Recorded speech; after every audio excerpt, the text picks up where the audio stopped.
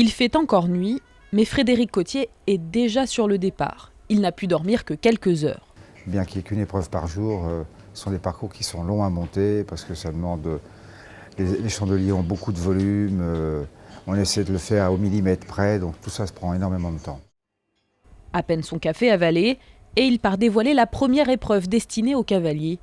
Il le sait, il ne dessinera qu'un seul championnat du monde dans sa carrière. Évidemment, il y a une tension. Il ne faut pas les écraser, les chevaux. Il ne faut pas donner une mauvaise image du sport. D'un autre côté, il faut quand même que les meilleurs soient là et respectent une certaine hiérarchie sportive. Comme le terrain doit être un petit peu mouillé, un petit peu gras, j'avais des mocassins andins que j'ai pas maltraités. Donc je mets les chaussures un peu plus campagne. Le chef de piste a la charge du tracé du parcours, mais son travail comprend également une dimension artistique. Alors cet ancien médaillé olympique a décidé de mettre la Normandie à l'honneur, à sa manière.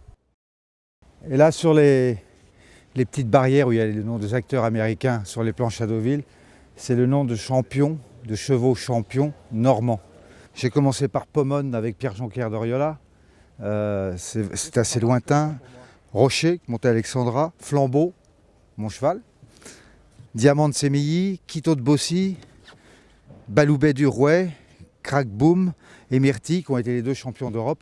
Et voilà, il ne faut pas que les autres soient jaloux, mais ceux-là étaient 100% normands.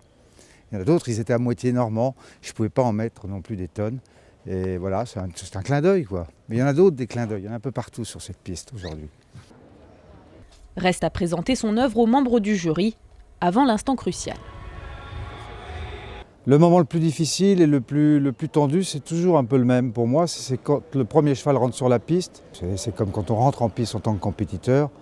On a du trac et du stress derrière. Et puis quand on rentre, on se met à son affaire, on est concentré et puis les choses partent. En général, tout doit bien se passer. Il ne reste plus qu'à recueillir l'avis des 153 cavaliers qui s'élancent toute la journée au-dessus des barres.